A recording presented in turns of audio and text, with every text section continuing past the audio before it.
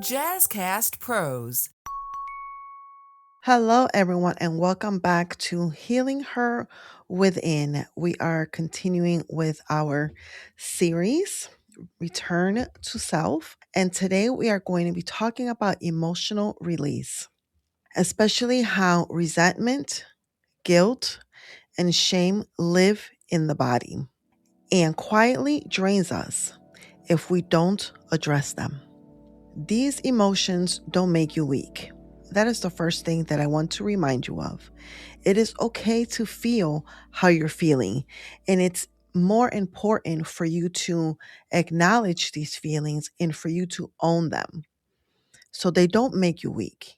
They are signs that something inside of you that you have been holding on for far too long.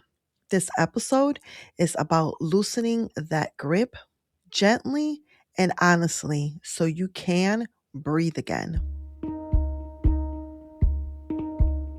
Welcome to Healing Her Within, where inner healing meets unstoppable power. This podcast is for women ready to stop shrinking, heal their inner child, and rise into their true selves. I'm your host, Marianne Rivera, and here we have real conversations about healing, growth, and reclaiming your voice. You were never broken, you were becoming. So take a breath, settle in, and let's begin from the inside out. So, first, we are going to be talking about why we hold on to resentment, to guilt, and to shame, which often serve as a form of protection. So, we hold emotions not because we want to suffer, but because at one point they actually kept us safe. Resentment protects us from being hurt again. Guilt keeps us from trying to be good enough. When we are continuously trying to be good enough, we are signaling and we are telling ourselves that something is wrong with us, that we are not measuring up, that we are not good enough. So we continue to try and perform until we achieve that status of being good enough. Shame convinces us that something about us is flawed. So we overperform, we overgive, or we disappear.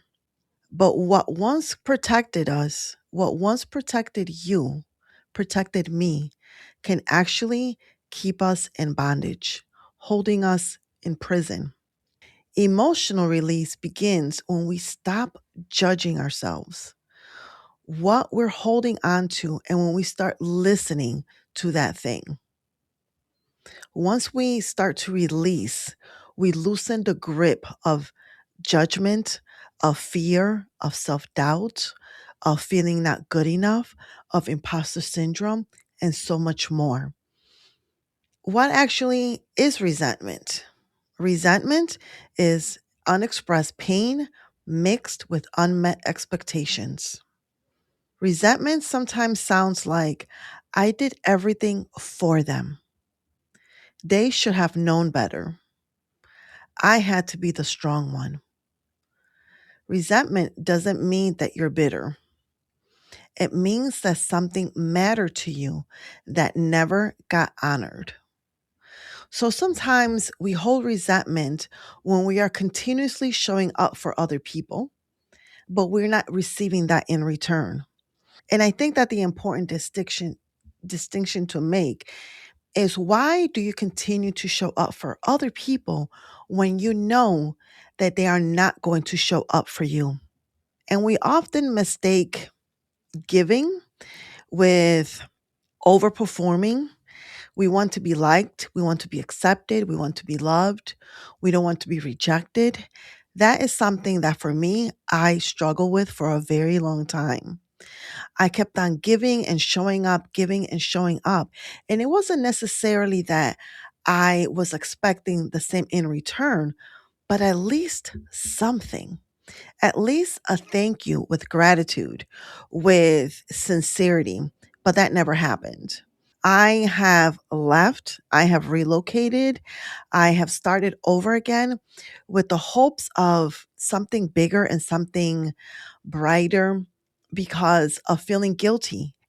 And I did it for the wrong reasons. I did it for the wrong reasons because gratitude has never been shown.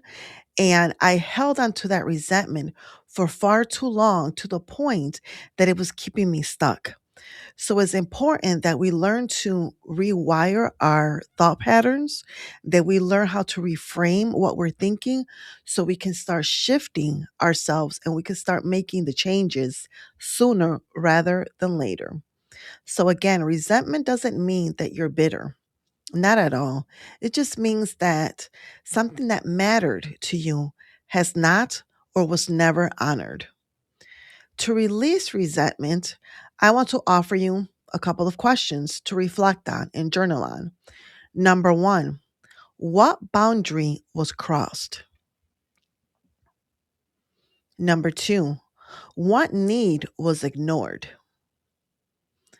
And number three, what truth went unspoken? So, again, as you start to work on releasing resentment, so you can start creating space for what you desire and for what you truly need and want in your life, ask yourself these three questions. Number one, what boundary was crossed?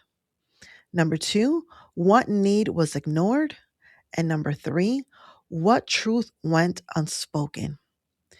Releasing resentment doesn't excuse the behavior, it frees you. Resentment and unforgiveness go hand in hand. We often think that we're doing it for the other person. We often think that when we release the resentment, when we forgive somebody for something that they may have done, that we're excusing their behavior. But in actuality, we are freeing ourselves from that bondage, from that self imprisonment that we have put on ourselves. It's about choosing peace over replaying the past. When you start your journey towards releasing resentment and towards unforgiveness, it's important to leave that there. Stop replaying the past. Stop rehashing it. Stop trying to come up with different ways of. Have you ever found yourself having, a disagreement with somebody or a conflict or something like that, and days, could be hours, could be days, weeks, months later, you actually find yourself replaying this over the event in your mind and saying, oh, if I wish I can go back, I would have said this and this and that. I would have done this and this and that. Why are we doing that? Most likely, that individual, the person that crossed our boundaries, the person that hurt us, the person that, violated us in whatever situation, they're not thinking about the situation. They're not thinking about you. They're not thinking about me. They're not thinking about anything. Yet, we continue to hold on to that as if it's some form of like badge of honor. So it's important for us to choose peace and stop replaying the past. The burden of guilt. Guilt often comes from choosing yourself after years of choosing everyone else. And that comes in forms of we wonder what other people are going to think. We wonder what people are going to say. We wonder how people are going to view us. And the truth of the matter is that what other people think, say, and do, it's none of our business. Our focus needs to be ourselves. Our focus needs to be our healing. So guilt sometimes shows up when you stop overextending. When you say no, when you change, when you outgrow roles that were once defined for you. But guilt is not always a moral compass. Sometimes it's just conditioning. So we need to let it go. You were taught to feel guilty for resting. And this is something that I struggled with when it comes to like watching TV. I actually reached out to one of my teachers one day. She posted something and I sent her a message and I said something along the lines of, I feel bad for the amount of TV that I watch. Not necessarily TV, but like Netflix, different streaming channels, but it's still TV. And she says to me, she asked me a question that I was like, I never thought about it that way. She asked me, where did that conditioning come from? Who told me that watching TV was bad? Who told me or who taught me that resting was a bad thing? Because sometimes when you are watching TV and just relaxing, it's a form of rest. You're not thinking, you're not doing, you're just sitting, watching, being entertained by whatever is on the screen. So I reflected on that and I had to do a lot of deep work. I had to do some soul searching to find out where that came from. And I'm glad that she asked that question. However, I'm even more glad that I had the courage to speak up and talk about what I was feeling because it opened up space. It showed me compassion. It showed compassion for little Marianne that sometimes she just wanted to curl up on the couch and either watch TV or read a book. But to those that raised me, that was that looked like that I was being lazy and I was made to feel guilty for it.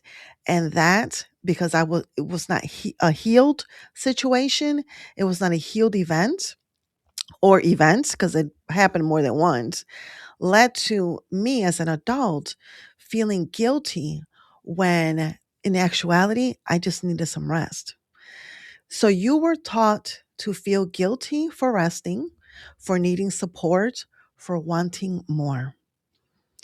Release guilt by asking yourself, am I actually doing harm or am I simply honoring myself? Again, release guilt by asking, am I actually doing harm or am I simply honoring myself? And listen to how your body feels when you ask those questions. You are allowed to evolve without apologizing for it. Oftentimes, I don't know if this has happened to you, but when we are in a healing journey, when we are, personal growth, professional growth, we are learning. So therefore, we are evolving. Therefore, we are changing. That people say to us, oh, you've changed. And I remember seeing this meme. I think it was a meme or something that I saw on social media that said, imagine you running into a mother who just recently had a baby and you run into this woman, this mother, 6 months from that moment when you first saw the baby, or a year later, and the baby looks the same. Wouldn't you think that something was wrong with that child? Because we are meant to evolve, we are meant to grow. Growing, evolving, expanding, it's a beautiful thing, it's a part of life. But yet, sometimes we are made to feel guilty when we are doing that. So you are allowed to evolve and you don't need to apologize for it. Shame's quiet voice. Shame says that something is wrong with me. Shame travels or thrives in silence. It convinces you to keep hiding, to minimize, to keep proving your worth. However, shame loses power when it's met with compassion. Nothing is wrong with you. Something happened to you. Healing shame is remembering you were doing the best you could with what you had at that time. And I want to remind you that that is more than enough. So, again, when it comes to healing shame, look to that little girl inside of you. Love her, be compassionate, hold her, remind her that she is more than enough. Show up for her the way that you wish someone would have shown up for you. So, as we get ready to close today's episode, emotional release isn't about dumping everything at once. It's about choosing to stop carrying what no longer serves you. And here are 2 action steps to begin and to continue your healing journey. Number 1, name and release that emotion. Write 1 sentence for each emotion. I release resentment toward because I choose peace. Again, I release resentment toward because I choose peace. Number 2, I release guilt around because I am allowed to choose myself. I release guilt around, fill in the blank, because I am allowed to choose myself. Number 3, I release shame tied to, fill in the blank, because it no longer defines me. I release shame tied to, fill in the blank, because it no longer defines me. Next, I want you to practice emotional permission. When an emotion arises, I want you to say, I'm allowed to feel this way without fixing it. You don't need to fix everything immediately.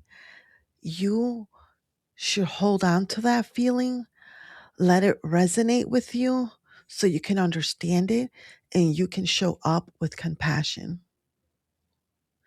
Let the feeling pass instead of pushing it down. Healing happens when we allow ourselves to feel, not when we are forcing ourselves to be strong. Make sure that you tune back in next week for part 3 in our series of Returning to Self. Thank you for tuning in to today's episode. If you enjoyed today's conversation, please leave us a 5-star review and share with a friend or two. If you aren't already following us on social media, please connect with me on LinkedIn at Marianne Rivera Dannert or visit our website, mariannerivera.com. And remember that you are a priority and you matter.